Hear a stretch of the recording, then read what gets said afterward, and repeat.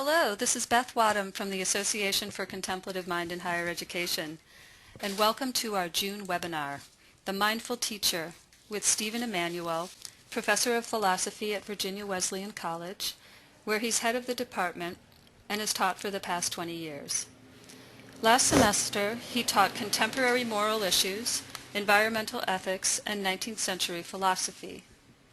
Stephen received his PhD from Brown University, and his research interests are mainly in intellectual history, with a special emphasis on comparative ethics and religious philosophy, particularly East-West. He's the author of Kierkegaard and the Concept of Revelation, and the editor of several volumes for Blackwell, including The Modern Philosophers from Descartes to Nietzsche, and the forthcoming Companion to Buddhist Philosophy. Stephen Emmanuel was the recipient of a 2007 Contemplative Practice Fellowship here at the Center, and during his fellowship year he developed the course Contemplative Practice in the Context of Service Learning. I know that's also a major interest of his. And thank you so much, Stephen, for offering this webinar this afternoon. And now I'll hand over the presentation to you. Let me begin by expressing my sincere thanks to the Association for Contemplative Mind in Higher Education for inviting me to give this presentation today. And of course, thanks to all of you who tuned in to listen to this presentation. Yeah, it looks like we have about 88 people tuned in, so it's a nice group. Oh, very good. Yeah. Very good. It's a little disconcerting to be speaking into the void like this, as I tend to rely very much on the visual feedback that I get from an audience. But at least I can give you, well, maybe I can't. There it is. I give you a glimpse of the man behind the disembodied voice you're hearing. I should also tell you that this is the very first PowerPoint presentation I've ever done, so I apologize in advance if it seems amateurish, or if I stumble a little bit along the way. It'll surely be a learning experience for me. So first, a little bit of background. The original version of this talk was presented back in 2009 at a conference at Smith College. It seemed to me at the time that in discussions about contemplative pedagogy, a great deal of attention was being devoted to practical applications of mindfulness in the classroom. Many of the conferences and workshops I had been attending focused on mindfulness as a type of teaching technology that could be used to enhance the quality and effectiveness of the educational experience. This approach naturally tended to abstract mindfulness from its historical context as a practice aimed primarily at moral and spiritual development. Around the same time, I had been reading some authors who were attempting to revive the idea of teaching as a vocation. This literature was a response to trends in higher education that were contributing to a narrowing conception of the role of the teacher, the reduction of teaching to a purely utilitarian function. These trends included an increasing emphasis on the quantitative, outcomes-based assessment of teaching, increasing pressure to cater to the demands of the job market, and the consequent erosion of the liberal ideal in education. These trends, of course, are still very much in evidence today. To think about teaching as a vocation meant seeing the teacher as a whole person. It meant recognizing that good teaching is not reducible to mere technique, because it flows essentially from the character of the teacher. As I reflected on my personal meditation practice in relation to my teaching vocation, I began to see more clearly some of the ways in which meditation shaped the sort of person I was in the classroom.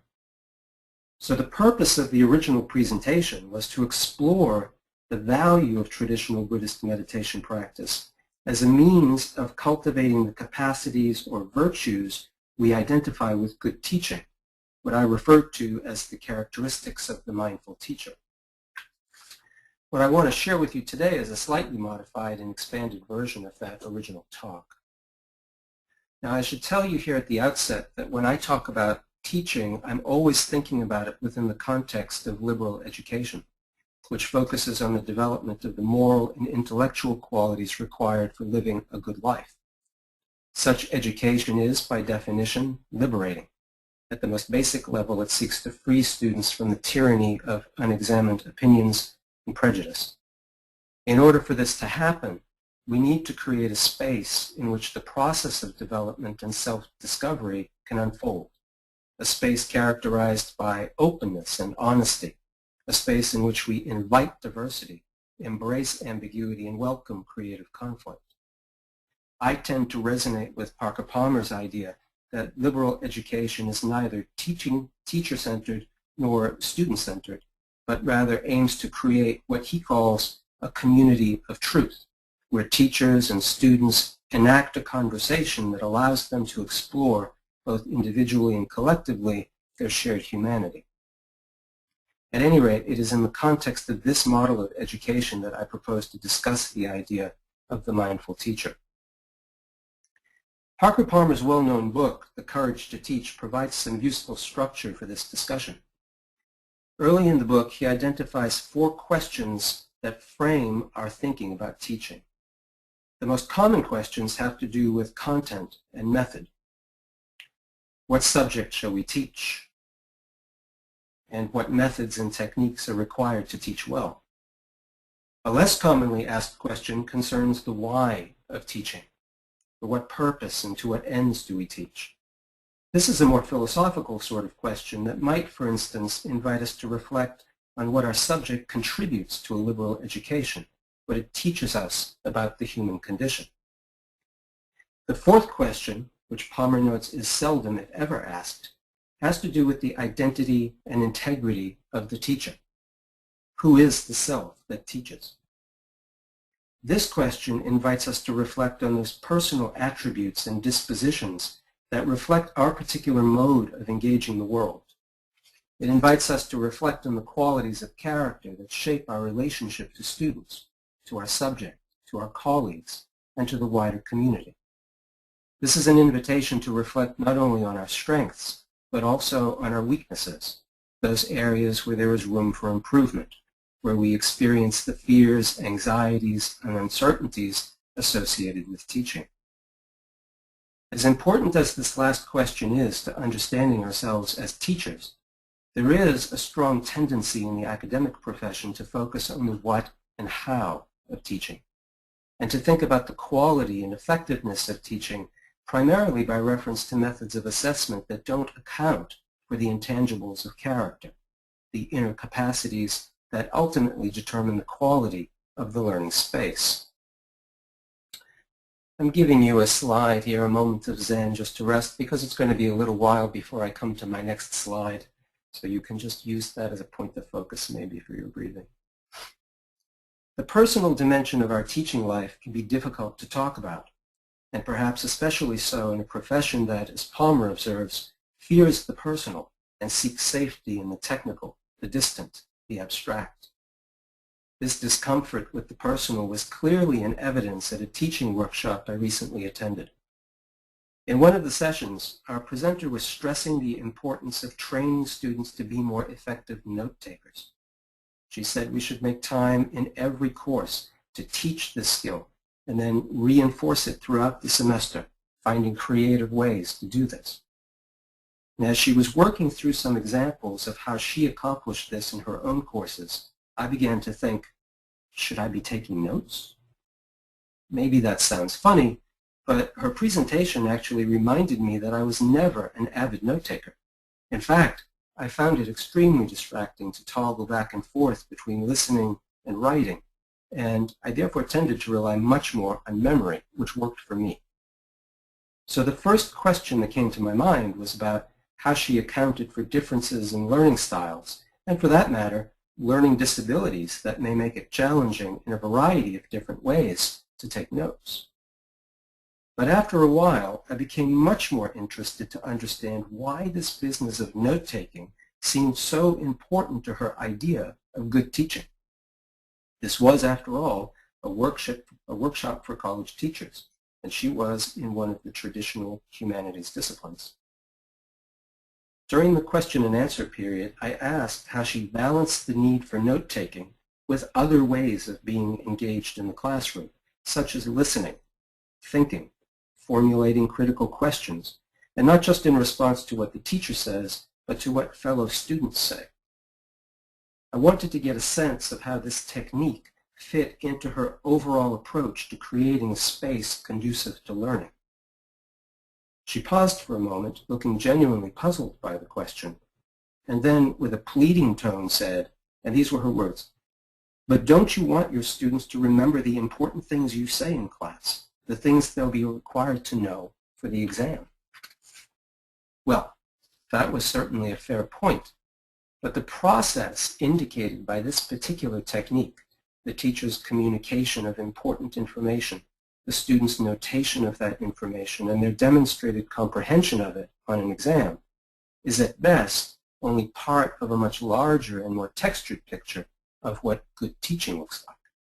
That is, teaching that acknowledges students as whole persons and facilitates the process of self-development and growth that we associate with liberal education. Throughout the presentation, I sensed an underlying note of anxiety about being able to demonstrate to herself, to her evaluators, and to her students that she was doing a good job. Yet even as I felt the compassion of one who knows that anxiety all too well, it was clear to me that her response effectively blocked one path our discussion might have taken, a path that could lead to the discovery of something important about ourselves as teachers. For example, I could ask, what does my use of this particular technique reveal about how I relate to students? Do all the vectors point to me as the authoritative source of knowledge in the classroom? Do I welcome students to share their views and shape the discussion? Or does my use of this technique suggest a more passive role for them? And at the deepest level, what does it reveal about my presence in the classroom? And more specifically, my capacity to create the kind of openness, connectedness, honesty, and mutual trust on which liberal inquiry depends. To answer these questions requires that we move beyond the consideration of mere technique and engage in a deeper process of reflection and self-discovery of our own. In the culture of technique, where the focus of our efforts to become better teachers revolves around the marshaling of external resources and methods and outcomes, we easily lose sight of something much more fundamental to the teaching process, namely ourselves. Now, it's not my intention here to diminish the value of teaching workshops or the strategies and technologies that are a large part of the study and practice of contemporary pedagogy. Good teachers have a repertoire of techniques they use to engage students in the learning process. Mindfulness techniques, for example, when skillfully introduced into the classroom, support good teaching in a variety of ways. They may be used for the purpose of cultivating attentiveness or for the purpose of unlocking creative potential or deepening insight into a reading. When I led service learning courses to Vietnam, my students were exposed on a daily basis to the human suffering associated with poverty and the lingering effects of the Vietnam War. The practice of mindful breathing proved enormously useful in helping them to process that experience, to maintain emotional balance and perspective, as well as to facilitate their work of reflective journaling. Generally speaking, we can't overstate the importance of techniques that foster genuinely reflective inquiry in our students, especially in a social and cultural milieu which neither values nor encourages sustained reflection. But good teachers employ techniques and methods that preserve the essential openness of the learning space while giving it a vital focus. They resist the temptation to close that space in the interest of achieving some predetermined learning outcome. The temptation to close that space can be quite strong, though, as it is often fueled by the fear and the uncertainty and the risk that openness entails. Technique can very easily become the sort of thing we hide behind, or it may become a subtle form of control that minimizes and eliminates the element of risk, even as it purports to be done for the sake of the students. It is precisely for this reason, Palmer says, that good teaching requires courage. In his book, Exploring the Moral Heart of Teaching, David Hansen makes a telling observation when he says that approaches to pedagogy that rely too heavily on methods and outcomes may cause us to lose sight of the fact that teaching is always happening in the present moment. These conceptions too easily gloss over what might be called the present educational moment, the moment when teacher and student are together in the often uncertain and unpredictable terrain of teaching and learning. However, that is the only moment, as numerous educators have reminded us, in which teaching and learning can occur. An open learning space remains dynamic and unpredictable even when the boundaries of the conversation have been clearly established. Indeed, it is in the spontaneity of the moment that the identity and integrity of the teacher is most fully revealed.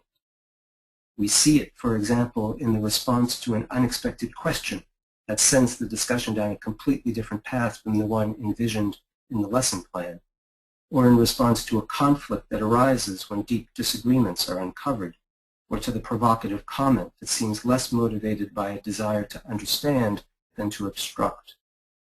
It is in moments like these that we clearly draw on our inner resources, the qualities of character that determine how we engage that situation. It's not technique at work here, it's the person. Of course, the character of the teacher is always exercising some moral influence in the classroom, shaping the quality of the interaction through his or her conduct in the presence of students. As Hansen writes, the relationship between a teacher and his or her students is invariably a moral one, even if that relationship is cold or impersonal or aloof, for those qualities themselves constitute messages about how to interact with others and how to regard and treat the products of human experience and effort. Thus, as Palmer and others point out, one of the essential characteristics of the learning space is hospitality. The connection between hospitality and the aims of liberal education is very nicely expressed by Henry Nouwens, who writes, "Hospitality means primarily the creation of a free space where the stranger can enter and become a friend instead of an enemy. Hospitality is not to change people, but to offer them space where change can take place. Teaching, therefore, asks first of all for the creation of a space where students and teachers can enter into a fearless communication with each other and allow their respective life experiences to be their primary and most valuable source of growth and maturation. Good teachers seek to foster an ethos of hospitality in the classroom. But again, this involves much more than technique. Genuine hospitality flows from the character of a person. It is a capacity that is cultivated and ultimately revealed in practice. The hospitable teacher has to reveal to students that they have something to offer and help them see that their own life experiences, their own insights and convictions, their own intuitions and formulations are worth serious attention. Now, I suggested at the outset that meditation practice provides a vehicle for the development of the inner resources that good teaching requires. In the context of liberal education, these are the capacities or virtues that we need to move skillfully within the openness of the learning space. We have already identified the central importance of hospitality. But hospitality is both expressed in and supported by a constellation of other capacities and virtues that come into play in teaching. These include, for example, patience, equanimity, generosity, gratitude and humility, compassion, mindful speech, and the ability to listen. It involves the capacity to be fully present to others. To see how meditation facilitates the development of these qualities, I want to talk very briefly about the traditional path of Buddhist practice and the role that meditation plays in realizing the ultimate goal of liberation. I feel that it's important to do this because the conceptualization of mindfulness and mindfulness meditation that we often see in clinical applications, for example, mindfulness-based stress reduction, and in neuroscientific research, which often use the MBSR model, is typically stripped of its moral and spiritual dimensions. This is appropriate, of course, for the secular contexts in which mindfulness techniques are employed to achieve targeted objectives, such as improved mental or physical health or enhanced cognitive functioning. But this is different from the traditional Buddhist conceptualization of meditation as a spiritual exercise that leads to a radical self-transformation and reorientation of one's understanding of reality. So I understand that much of this will probably be remedial for a lot of you, and I apologize for that, but I'm going to be very brief in presenting these ideas. The Buddha portrayed in the canonical literature is preoccupied with one central problem: how to overcome the suffering or deep unsatisfactoriness that pervades human experience. This problem is the central focus of his first public teaching, known as the Setting in Motion of the Wheel of Dhamma, which lays out a conceptual framework for understanding the origins of suffering and the path of practice that leads to its cessation. It contains in a summary form the profound insight into the nature of reality which he attained upon his awakening at Bodh Gaya. That insight can be stated briefly as follows. All phenomena are conditioned, transitory, and devoid of any essence or self that remains unchanged over time. All phenomena arise within a complex network of mutually conditioning causes and effects. As the Buddha succinctly puts the point, when this exists, that comes to be. With the arising of this, that arises. When this does not exist, that does not come to be. With the cessation of this, that ceases. According to this view, nothing in the world of our experience can be said to exist as an independent, unconditioned reality.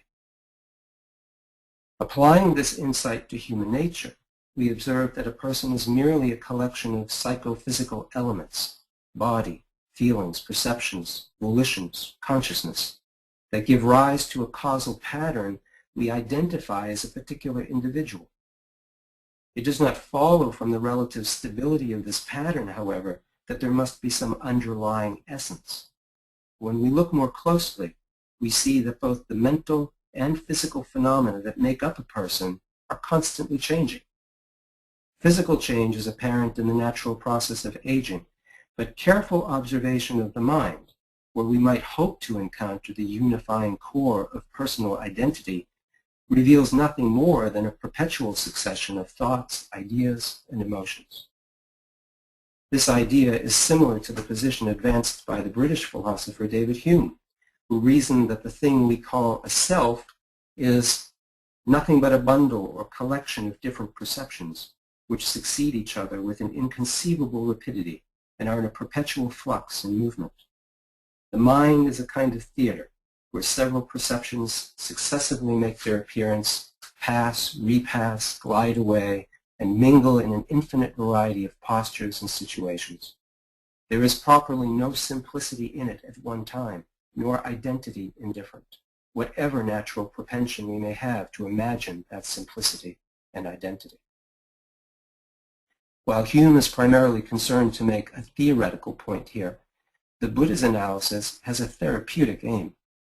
For this insight into the truth of non-self is key to understanding the causes of suffering and its cessation. A principal cause of suffering is thirst, the endless craving or desire that shapes our self-centered pursuit of happiness in the world. Thirst accounts for a wide range of physical, emotional, and psychological ills. According to the Buddha, these ills are the inevitable result of the desire to cling to things that are by their very nature impermanent and changing. To escape suffering, one must stop clinging to things as though they were permanent and secure, in particular, the idea of self.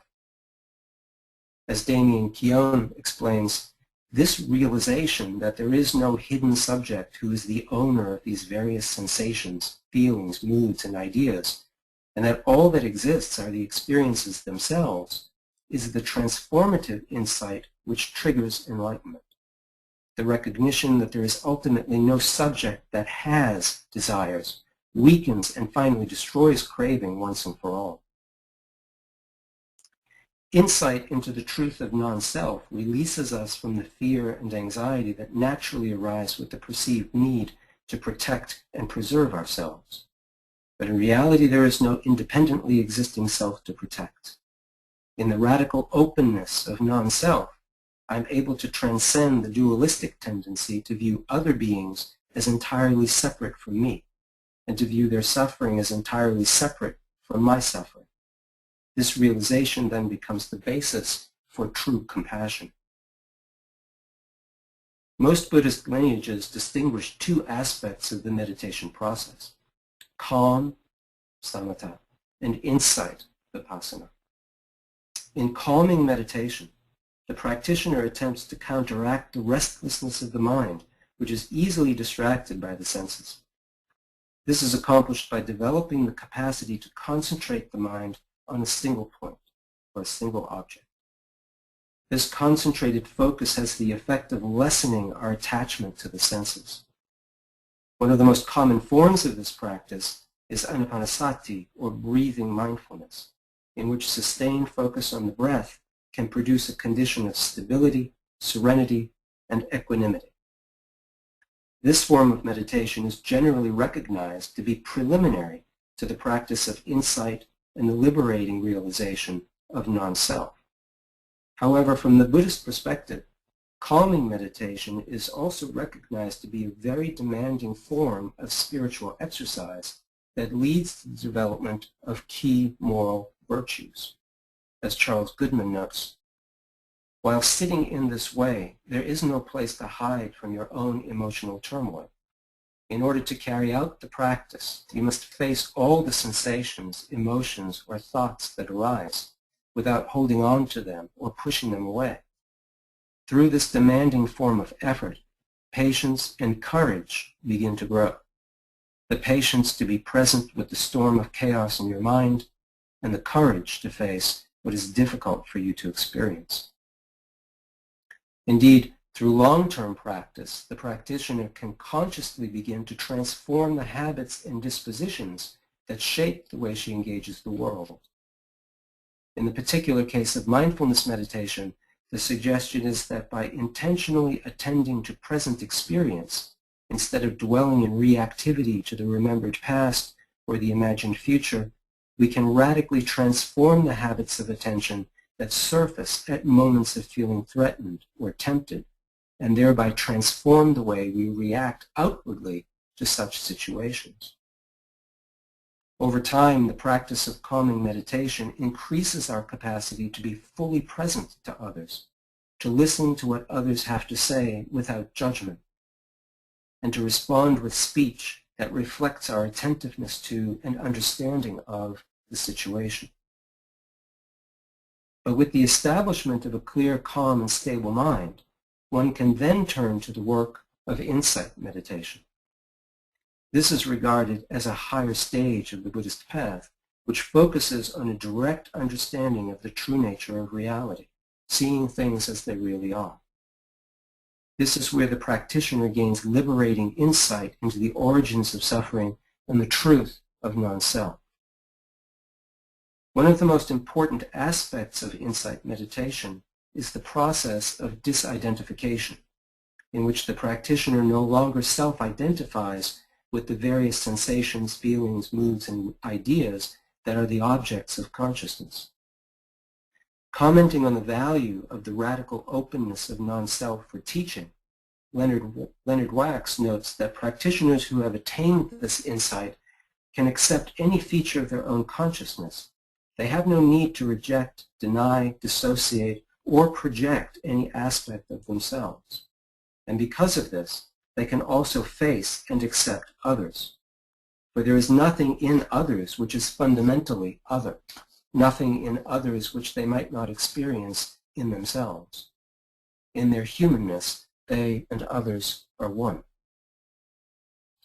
Here we see perhaps the greatest value of meditation as a preparation for teaching.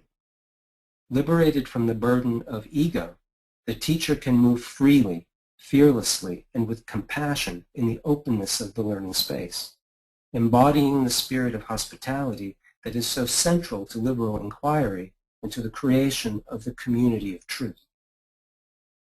It is important to recognize, though, that as a vehicle for preparing oneself to teach, the aim of meditation practice is not to learn how to do something, but how to be something. The mindful teacher practices with a view to being patience, being generosity, being humility and compassion, and in this way becomes a transformative presence in the classroom. And this is possible because the capacity for patience, generosity, humility, and compassion naturally create an openness and caring that form the basis for trust and mutual respect, just as equanimity, mindful speech, and deep listening form the basis of open and fruitful communication. The mindful teacher is beneficial to students, not because of the techniques she employs, but more fundamentally because of who she is, because her vocation as a teacher is an expression of her being, and her being is an expression of her mindfulness practice. So I'd like to conclude here and leave enough time for questions by offering a final thought from William Ayres. It's just an inspiring thought. I thought it was particularly beautiful, and I wanted to share it with you as a way of closing up. We meet our students as we are and as they are, right here and right now, finite but incomplete. We enlarge and expand in order to engage their minds and fire their hearts, to provoke their imaginations and our own. We jump into our work head first. We toil in the common fields while we hold open the possibility of something more, something transcendent, enlightenment perhaps, and liberation. Each morning as we rise and venture toward a new day, and later as we approach our classrooms, we might remind ourselves that a teacher's destination is always the same, that special spot between heaven and earth, that plain but spectacular space where we might once again try to teach toward freedom. Thank you so much, Stephen. So now, how do we proceed? Yeah, so if can you see there are some questions in the question pane there? Well, I'll go ahead and take a stab with the personal experience, yeah. The one that I thought I saw. I hope that was it, because I didn't see the second portion of it. I was inferring what the rest was, but it was a question I sort of anticipated, and I consciously didn't talk about my personal experience because I don't want to put myself in the position of being any kind of a role model here. But I think it would be appropriate to share one of the experiences that came to mind immediately when I was thinking about this several years ago, about the connection between my meditation practice and how I was conducting myself and interacting with students in the classroom. And it was a really interesting situation that arose one day, probably the most awkward moment in my entire teaching career. It was a class meeting in contemporary moral issues, and we were in a discussion in a section where we were talking about sexual ethics, and prostitution was the topic for that day. And I was, this is a very unusual and challenging example. You have to just forgive me for this and roll with it, but this is reality. This is what happened. This is what we can encounter sometimes. So I was trying to make some distinctions, and I like to give examples that have a lot of details, so people get a richer or contextual understanding of where to enter into that with their moral reasoning, their moral concepts.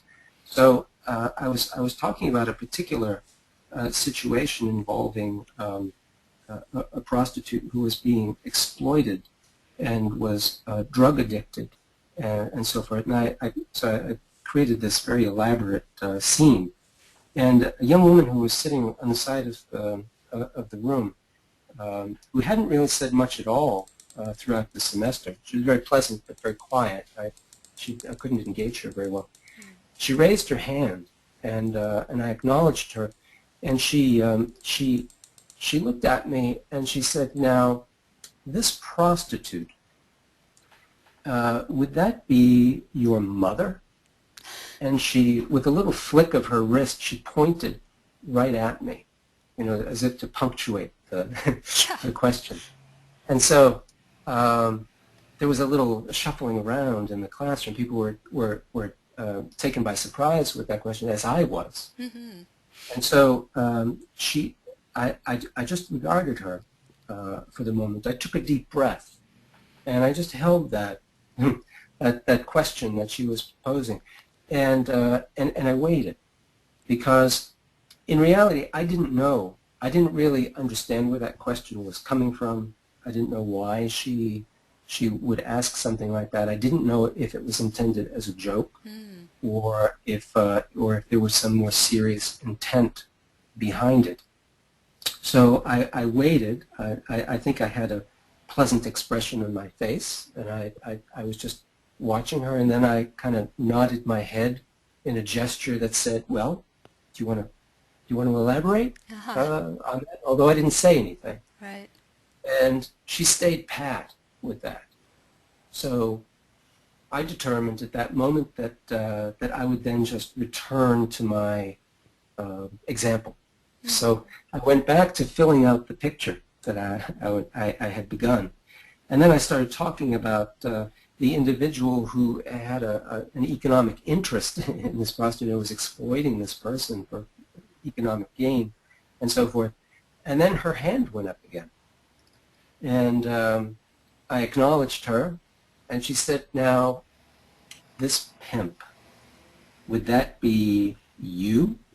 And again, she did this little flick with her wrist, and she pointed, she punctuated, pointed right at me. And she had sort of one eyebrow cocked, and so that was that comment had kinetic energy. Talk about making it personal. Yeah. Well, it rippled right through the classroom. Yeah. It instantly, people just kind of shifted in their chairs, and then I heard this collective, "Whoa!" This sort of response from everybody in the classroom. So I went back to my breath. I took a deep breath, and I waited, and I watched her. Now, there's a reason partly why I was trying to be as non-reactive as possible in that situation, and it's because I'm aware in that particular course that sometimes I talk about things, about issues that have affected people, and there's no telling how people might respond to hearing things that might be painful for them, or they might have some personal experience with being discussed in a very public sort of way, and hearing people make comments about those things. So, but what I recognized when I was thinking about that afterwards, because as it turned out, I didn't say anything. I just gave her the opportunity to continue, and she didn't take me up on the opportunity to continue, and so I just let it be, and then just gently moved back to the discussion, and then we finished the class, and that was that. And then she got up quickly and left, and then I was surrounded by students who said, "Oh, Dr. Emmanuel, why didn't you, take her to task for that? That was outrageous. I would have sent her to the dean's office," or whatever. And I told them, well, they could, if they saw her before I did, they should just tell her that, I'm okay, and if she has something that she wants to talk about, then that's perfectly okay. What I reflected on, though, later when I was thinking about that whole situation, because when I shared that with colleagues, even a majority of my colleagues thought that I had really bungled that situation, that I had that really that needed to be dealt with in a punitive sort of way, and I didn't agree with that, but that's my experience, that's my path, right? Yeah. But I recognized that in the moment when all of that was happening, I wasn't in the least bit offended by that. It didn't really, it didn't stick. You know, it was like a letter that arrived, but nobody was home to receive it. And so I felt in the end that I came out of it completely unscathed, and I didn't suffer at all because I didn't get angry about it, and I didn't disrupt the class. And here's another thing about that, because I also realized afterwards that when I was in that moment, I wasn't just thinking about my relationship to that student and, you know, what is she up to and what is she trying to do to me, or anything like that. I was mindful of the whole situation in the class. Right. And it was equally important to me also to recognize that I have to be careful with somebody who could be expressing some kind of personal pain here in an indirect way. But also that I have this obligation to do what I can to maintain the integrity of the space. And so by just handling it that way and not being affected by it, not reacting to what happened, I think the outcome was really, in my view, was really successful. Yeah. But when I say that, I'm not trying to suggest that it was the right thing to do. What I'm saying is that's the way that I handled that situation based on the sort of practice that I had been doing for years to try to be a person who doesn't react to that sort of a provocation. Yeah. No, thank you for sharing that. I mean, I think it is in a fearful place to be in, but in even not knowing how to respond, just to even be comfortable enough not to respond, rather than go to some default kind of response, or you know, that bolsters your authority, or you know, allows you to stand in a place where you feel perhaps safer. Yeah, thank you for sharing that.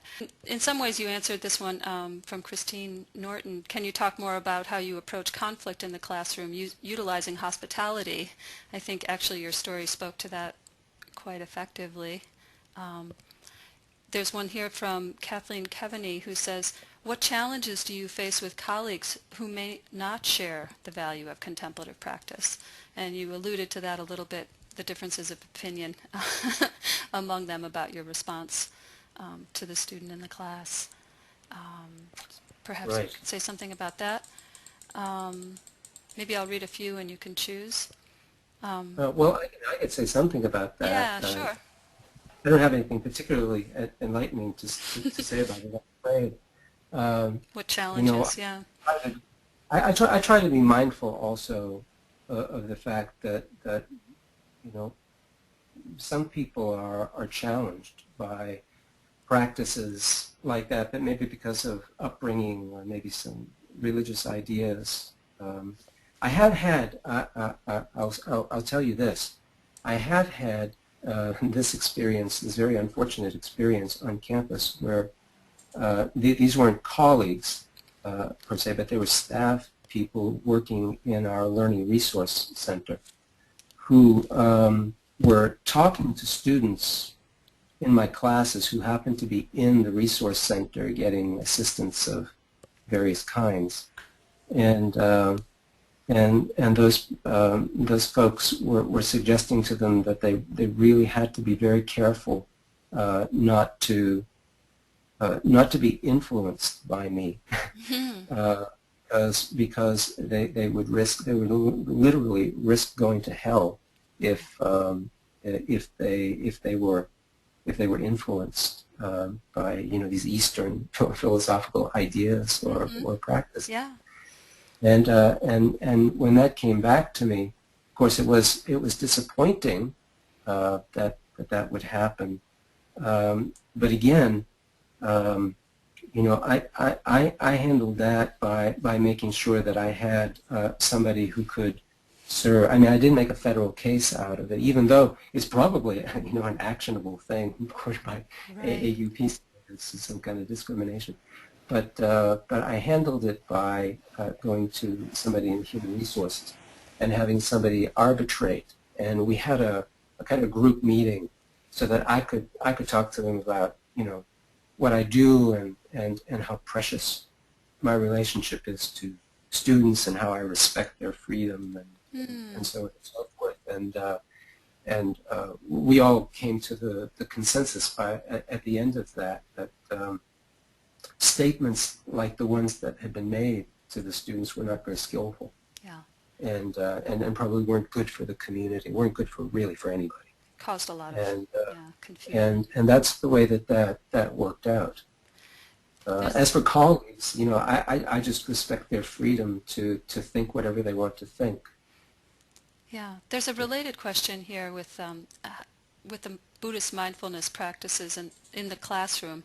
Although I wasn't clear that you were using them necessarily in the classroom, but it says, how do you employ Buddhist mindfulness practices in the classroom without striking fear into the hearts of Christian students? So whether or not the students themselves react to your own introduction of techniques. Uh-huh.